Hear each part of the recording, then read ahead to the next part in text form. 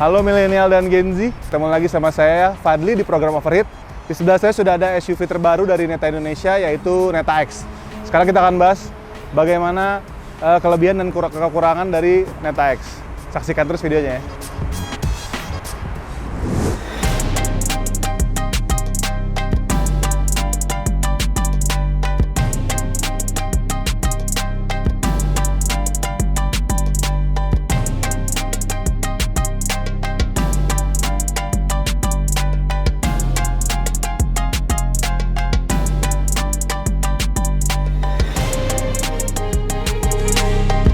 Oke, sekarang kita bahas bagian samping dari Neta X. Nah, nyambung dari bumper depan ya. Di sini ada body molding atau over fender hitam yang berukuran agak besar, yang lagi-lagi diberikan untuk memberikan kesan yang tangguh ala SUV di mobil ini. Di atasnya kita lihat ada port charger. Dia sudah pakai CCS2 ya modelnya. Jadi gampang banget ditemuin di SPKLU mana aja. Buat fast charging udah bisa. Terus di bawahnya dia pakai ban dengan peleknya dulu ya. Dia pakai pelek dengan finishing dual tone, palang 5 gini modelnya. Terus dia udah cakram di depan dan juga di belakang. Bannya dia pakai mereknya nih Chaoyang nih, kayaknya merek Cina nih. Dengan ukuran 225/60 ring 18. Ke belakang sini juga ada nih, masih ada body molding tambahan ya. Jadi emang si Neta ini pengen memperkuat banget kesan SUV yang tangguh di Neta X. Kita lanjut ke buritan.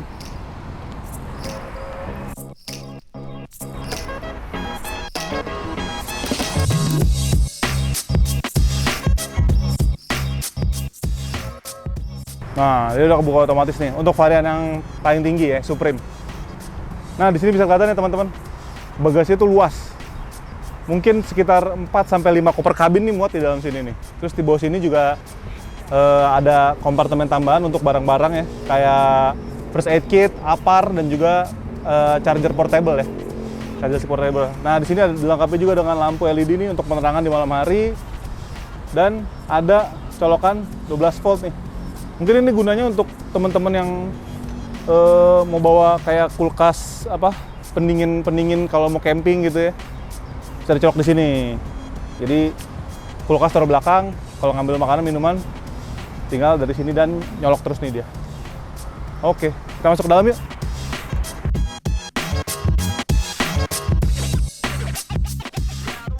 Nah, sekarang kita sudah berada di dalam kabin dari Neta X. Jadi benar-benar nih, menurut saya nih Neta emang pengen nunjukin kalau mereka tuh bisa bikin mobil dengan secara modern dan minimalis ya. Terlihat dari kabinnya nih. Kalau teman-teman lihat di sini nggak ada, minim banget tombol fisiknya. Paling cuma ada ini nih, di setir cuma ada kayak 2 trackball gini. Terus tombol sini kanan kiri untuk arah-arah panah, terus tombol untuk membuka si jendela. Sisanya di sini nggak ada tombol apa-apa. Tapi di tengahnya digantikan dengan layar integrated ya, kayak kontrol, jadi mengontrol semuanya tuh di mobil dari layar tengah ini. Ukurannya 15,6 inci dan di sini sebelahnya ada panel instrumen digital yang juga ukurannya sebenarnya nggak terlalu besar dan dia cuma menunjukkan informasi yang secara minimalis ya, mulai dari kecepatan, terus transmisi, odometer, trip, sisa baterai dan juga jam serta notifikasi lampu dan lain-lain. Nah, sekarang kita bahas layar tengahnya di konsol Neta X ini ya. Dia itu punya ukuran 15,6 inci dan dari sini tuh kita bisa mengatur berbagai macam pengaturan di mobil. Mulai dari informasi mobil ya. Terus untuk pengaturan membuka bagasi belakang juga bisa, mengganti mode berkendara di sini bisa juga ada Eco, Comfort, Sport sama one pedal ya. Terus ada juga kamera 360 kita bisa lihat dari sini. Terus settings nih, di settings ada banyak banget. Mulai dari buka tutup ini, buka tutup sunroof,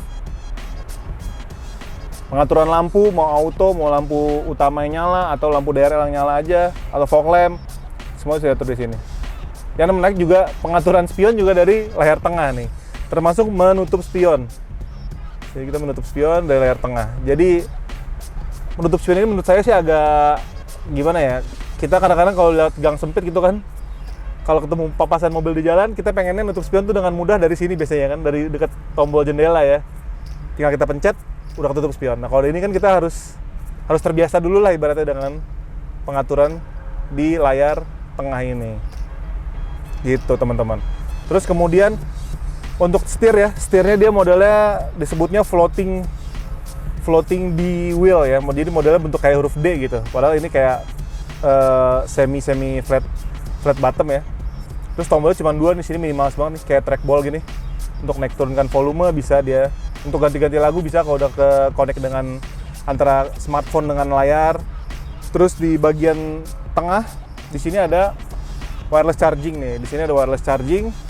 Di sebelahnya ada 2 kompartemen untuk menaruh botol minum. Di sini ada kompartemen tambahan untuk menaruh berbagai macam barang. Nah, dia di sini udah soft touch nih. Jadi teman-teman naruh barang-barang kayak handphone sini lebih aman lah ibaratnya, nggak bakal ke baret-baret. Nah, kemudian di tengah-tengah sini juga ada armrest-nya ya teman-teman. Armrest-nya ini bisa diangkat. Nah, di sini ada ruangan lagi kompartemen. Jadi cukup banyak kompartemen dalam sini. Ke bawah sini di kolong juga ada nih. Ini lumayan gede nih di sini kompartemennya. Dan di sini ada beberapa charger ya. Jadi bukan cuma wireless charger aja kita dapat.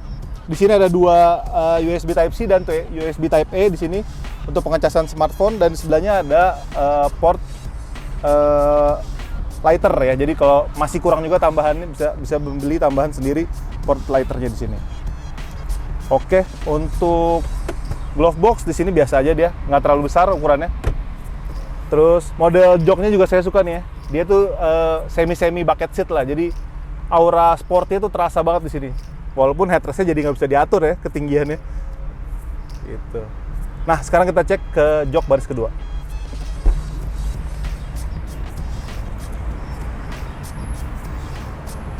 Sekarang saya sudah berada di jok baris kedua dari Neta X, dan ini posisi berkendara saya ya.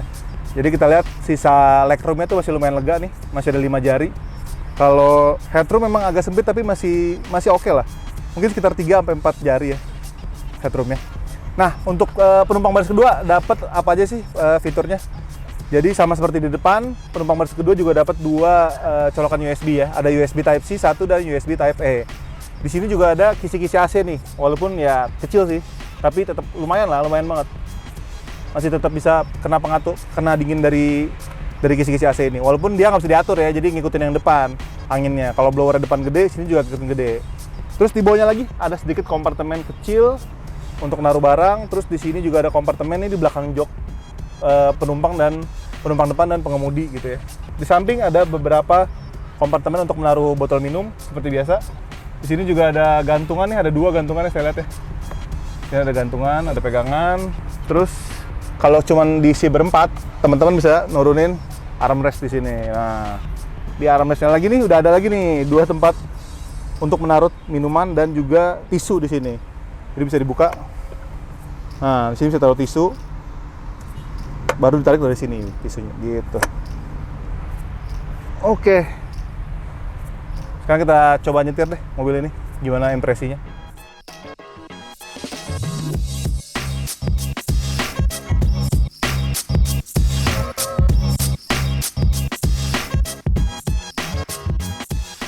Nah teman-teman, sekarang saya sudah berada di dalam Neta X nih, kita lagi coba nyetir ya. Sebelum bahas impresinya gimana, saya akan bahas soal spesifikasi dulu. Jadi si Neta X ini menggendong baterai model LFP dengan kapasitas 63,56 kWh yang dapat dipakai dari 0 sampai habis tuh sampai 480 km. Nah itu kira-kira kalau kita hitung dari kWh-nya, kalau kita mengecas di SPKLU aja, mungkin biayanya sekitar 150.000 sampai 160.000 untuk ngecas dari 0 sampai full mobil ini gitu. Murah lah ya. Ya rata-rata sih sama kayak mobil listrik kebanyakan ya, yang kapasitas baterainya di angka-angka sekitaran segitu 60 sampai 70 kW per hour ya. Terus keuntungan lainnya, dia udah pakai model CCS2. Jadi teman-teman yang butuh cepet udah pasti pakainya CCS2 karena dia bisa DC charging dengan si Neta X ini mampunya tuh sampai 105 kW per hour yang masuk. Jadi kalau emang ketemu SPKLU yang mumpuni untuk melakukan pengecasan secepat itu, kira-kira dari 30% sampai 80% tuh baterai cuma sekitar setengah jam lah. Cepat banget kan. Jadi emang nggak makan waktu lama. Sementara untuk motor listriknya, dia pakai motor listrik tunggal berkapasitas setara dengan 175 dk dengan torsi maksimum 210 Nm. Nah, menurut saya torsinya itu emang ya karena ini mobil listrik ya. Jadi torsinya itu terasa sangat instan banget, terutama ketika kita pakai di mode comfort ataupun di mode sport. Sementara kalau kita pakai mode Eco, nah dia agak delay sedikit tuh, karena emang dibuat agar lebih konsumsi listriknya lebih irit lah gitu. Nah, cuma menurut saya ada sedikit kekurangan dari si Neta X ini. Jadi yang pertama itu adalah visibilitasnya agak kurang nih.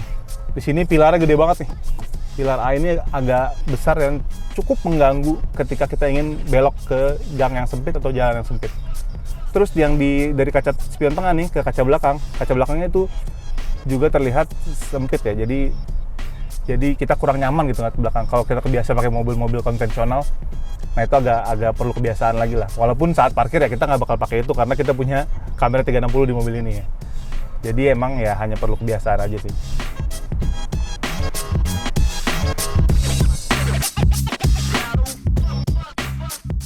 Untuk Neta X ini, dia tuh ditawarkan dengan harga mulai dari 428 juta untuk varian yang Elite dan 448 juta untuk varian yang tertingginya, yang Supreme nih yang saya pakai. Perbedaannya sebenarnya nggak ada dari spesifikasi teknis tuh nggak ada, hanya beda dari fitur-fitur yang ditawarkan aja. Jadi kayak kalau yang varian tertinggi nih dia udah punya wireless charger nih yang tadi teman-teman lihat. Terus fitur ADAS-nya lebih lengkap. Terus ada juga power tailgate, bagasi buka sendiri, dan fitur-fitur lainnya gitu.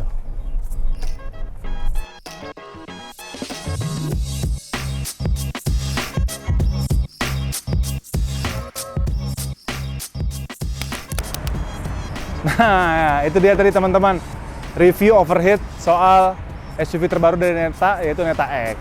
Kalau begitu, sekian video kali ini. Sampai jumpa di review-review berikutnya. Bye-bye.